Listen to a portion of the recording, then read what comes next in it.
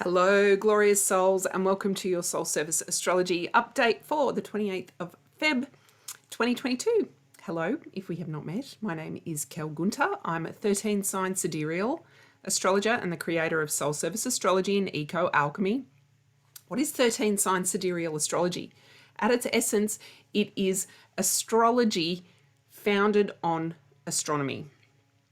Essentially, we can observe the planets from where we are on our beautiful home planet. We look at the planets moving through the particular star asterism on the ecliptic. It takes account of all the wobbling of the earth and everything else that's going on.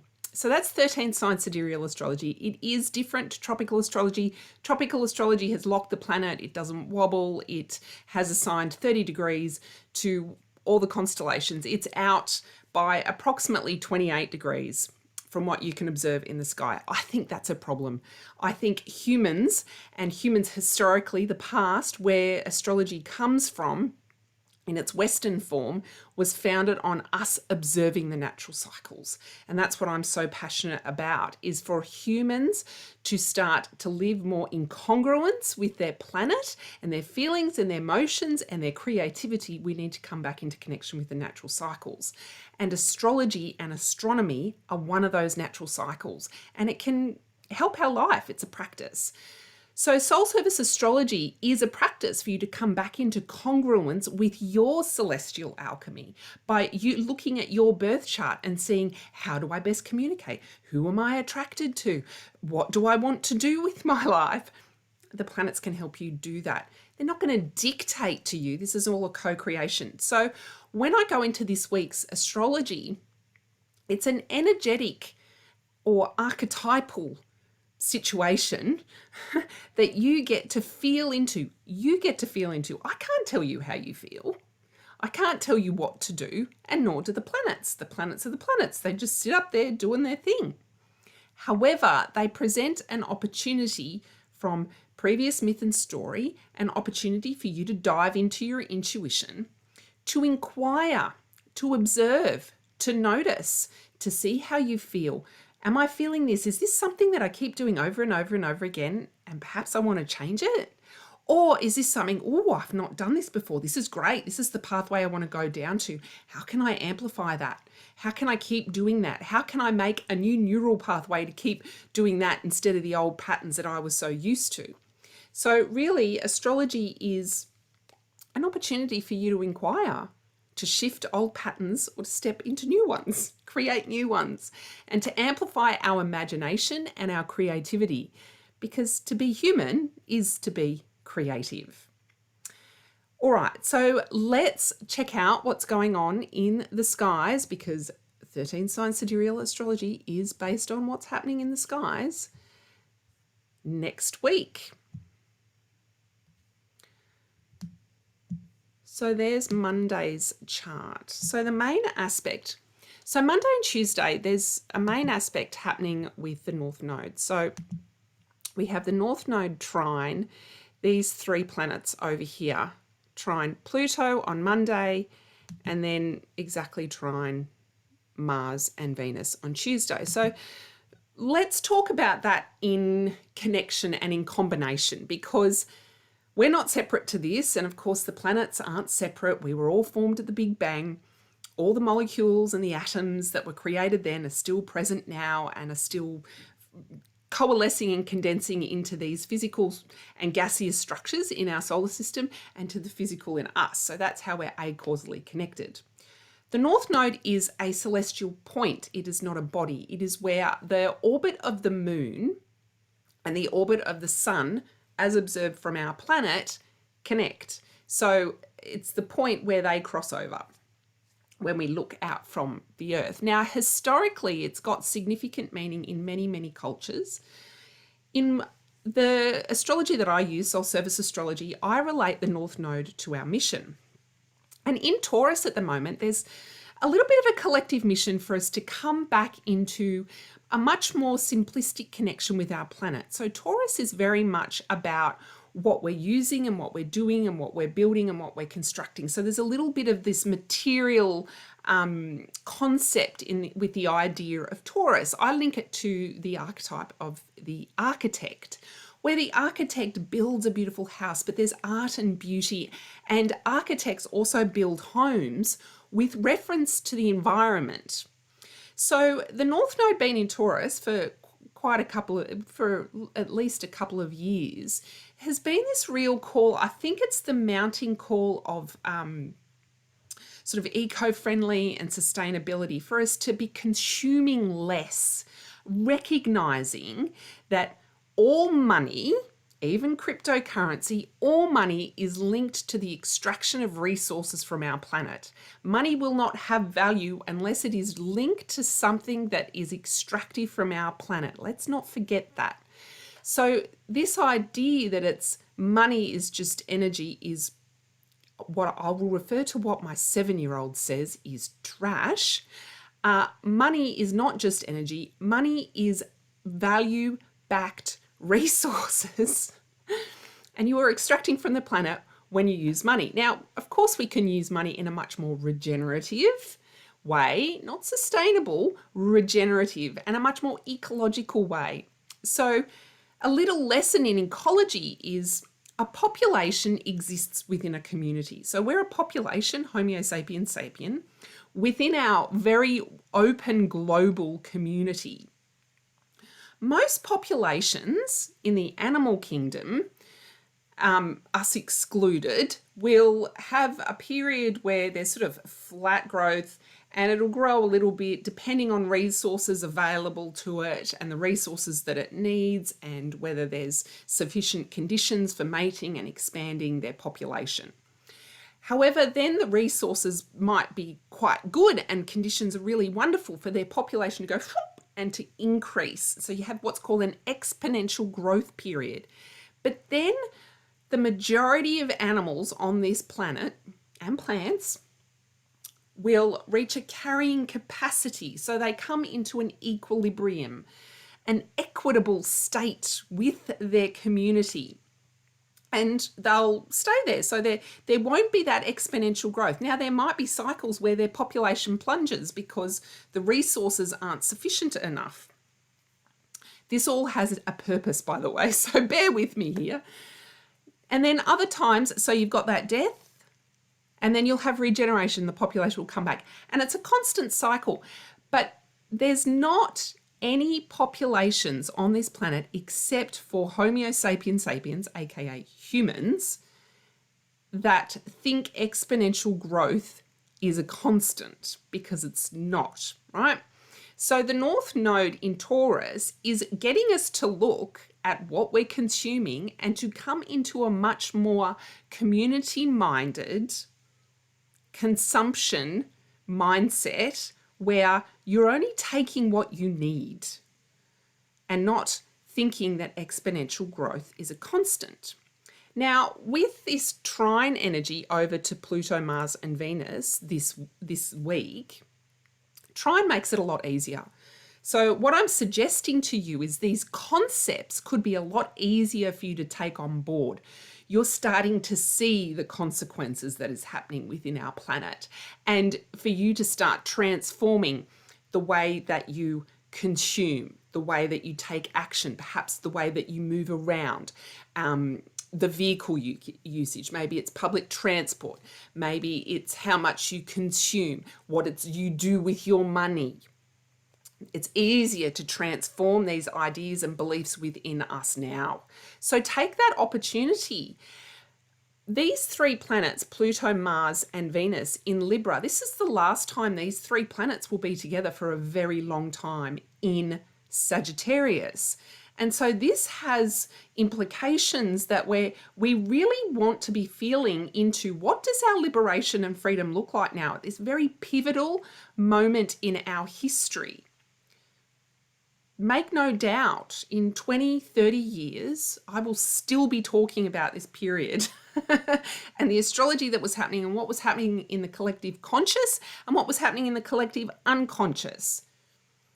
But if we collectively rise up and make conscious consumer decisions and realize everything we do on this planet consumes a part of it, and can we come back into a much more regenerative connection with us so that we can liberate ourselves and feel more free. Like when you liberate yourself from material possessions, it's quite freeing. When you liberate yourself from this desire that I constantly need things to make me feel good, it's a relief.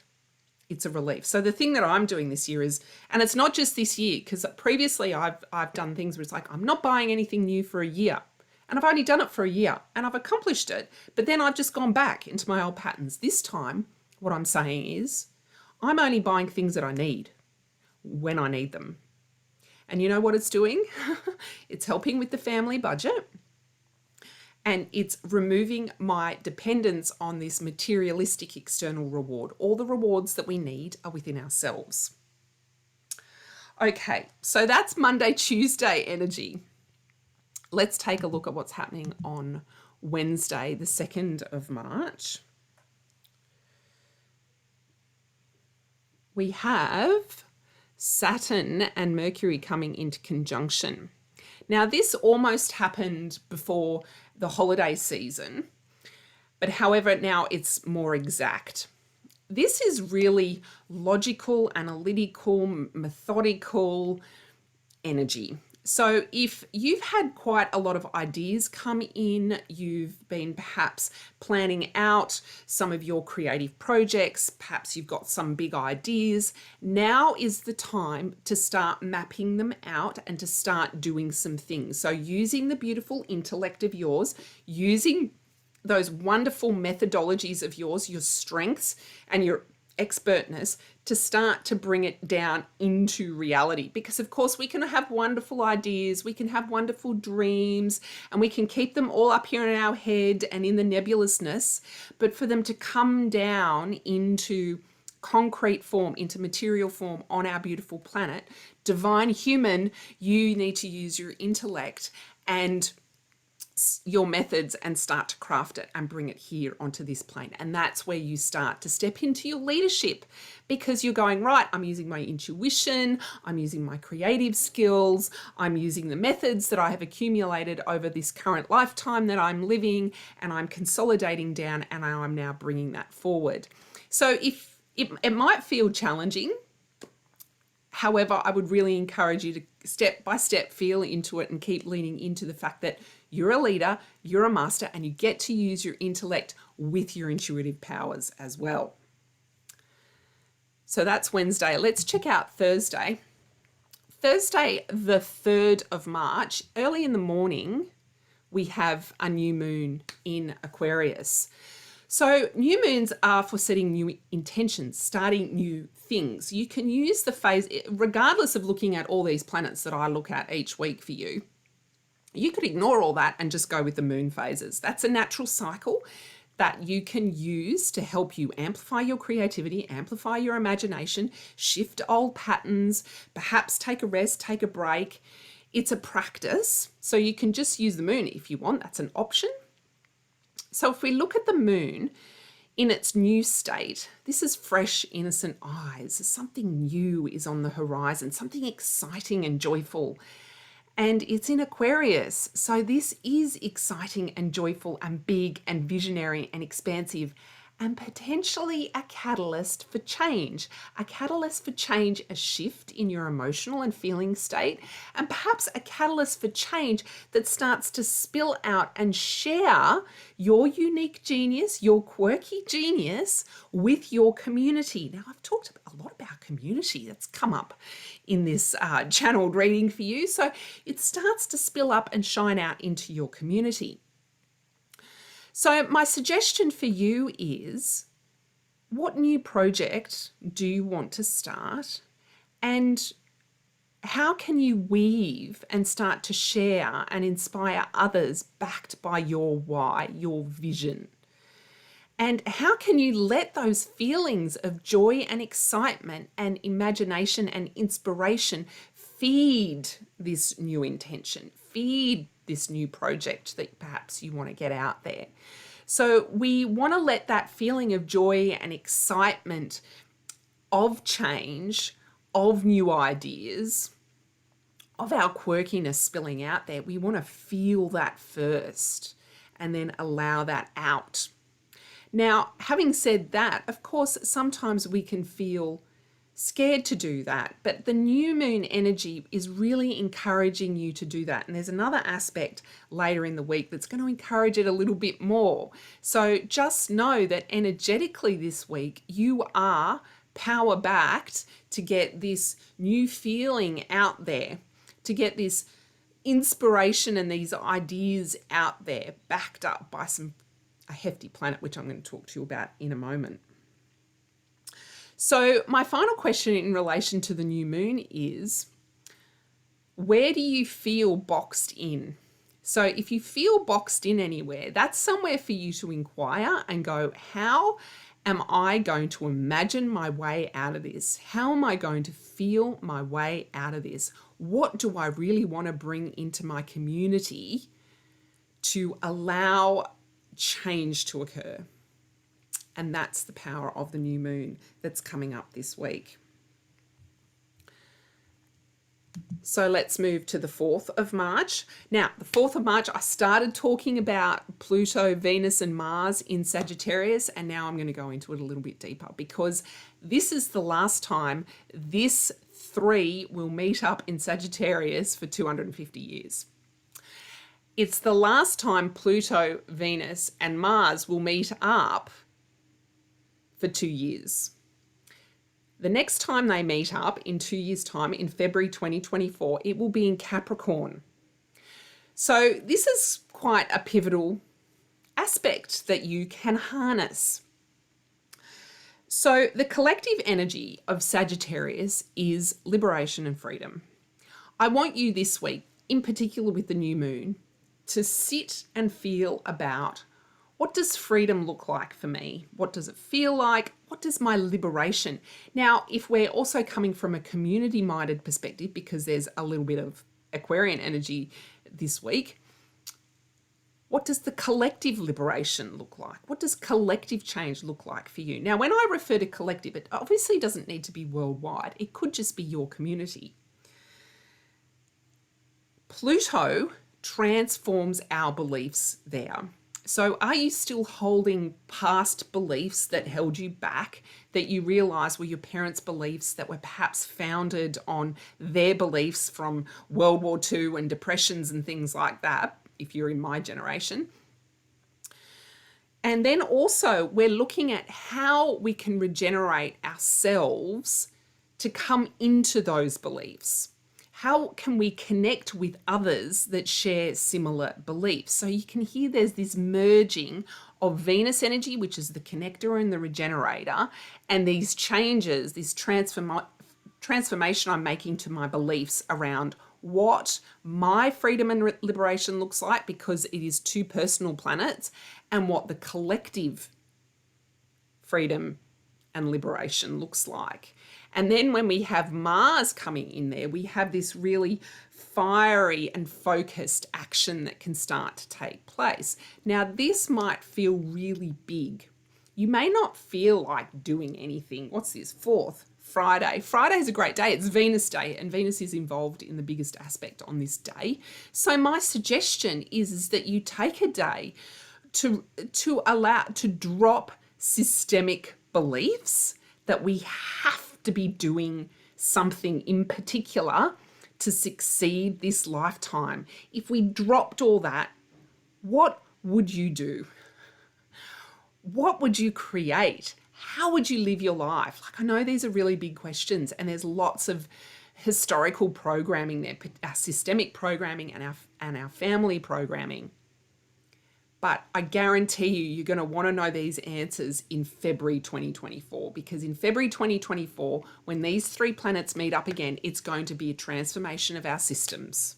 Your system, our systems. So if now we can step into our beliefs around how we want our freedom and liberation, our systems to look like in the future, and start imagining them, and with this Aquarius energy starting to inspire and bring about the changes, well, that's how humans have evolved and changed things. There is a lot wrong with our Western society at the moment. There's a lot. And we need to make those changes with ourselves, the people around us, our community, and then it ripples out. And the more we inspire to do that, which is what I'm here trying to do, the more changes will happen. So that's really huge for Friday. And of course, that energy is around all week. And I think you can hear it in the reading that I'm sharing with you at the moment. So let's have a look what's happening the next day. My tablet is decided it's not going to work and change the page. So Saturday the 5th, we have this Jupiter and the Sun coming together. So that's what my reference was from the new moon.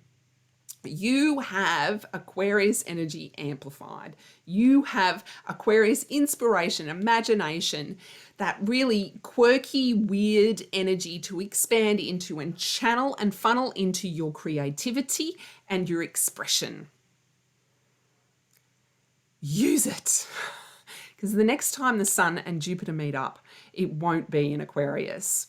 It will be in Pisces. So this energy, this Jupiter and Sun energy meeting up in Aquarius it's fiery, it's combustive. That's the word that I want to come up. It's really combustive. So you can really pour your inspiration and your expression out there into your creativity and expand far and wide. And perhaps you're being inspired by people that are really driving for change towards our freedom as well. So you can hear the concepts that are in there this week and have been for a while. It's our liberation, it's our freedom. Yes, with the Capricorn energy, we still need to take some very serious, logical, intellectual steps, but it is time to fire things up, transform ourselves, regenerate ourselves, take action, share our creativity, share our curiosities, share our weirdness into the world to raise consciousness, because change is coming.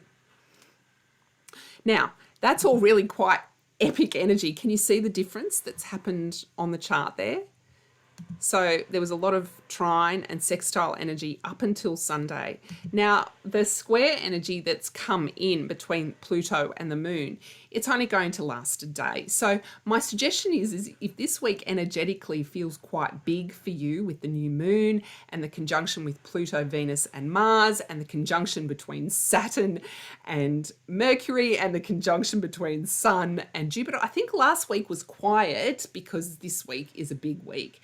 Sunday is a day to have a rest. Sunday, Pluto squaring the moon in Pisces is probably going to make you feel quite vague. It's likely to have feelings of, this is exhausting. How can I keep doing this? Intuition, I need you on tap. Why? I need to direct this emotion. I'm dragging myself through mud here. So Sunday is rest day. No pushing. And that is my final point for this week. Now, if you do want more detailed astrological information across the month, and you want all the information at the beginning of the month, come and join my paid membership community, Eco Alchemy. The link will be down below. Each month, you will get a monthly workbook. I don't like the idea of a workbook, but that's what I'm calling it at the moment. And it will have the whole month's astrology in it, expanded on what I talk about here, day by day, the main aspects. It will share some soul service astrology so that you can begin interpreting that. Each month, we'll also have a live circle online together, not via any social media platforms, via one of those video messaging platforms where we get to come together on the new moon. So yes, there will be a new moon circle on Friday, the 4th of March in Eco Alchemy. If you want to join before then, you'll get the link so you'll be able to attend. You'll also get a monthly meditation. I really love guided journeys and I channel them, and they can allow you to step into different aspects of yourself that you've never thought of before. And another added benefit of guided meditation is it allows you to calm the thoughts in your mind and focus on something else. So if you're looking for a portal, a membership community where you as a beautiful creator and taking your creativity want to feel supported and want to step more back into having a practice that is founded on the natural cycle of astrology combined with astronomy, come and join Eco Alchemy. That's it from me this week, and I'll see you next week. Bye.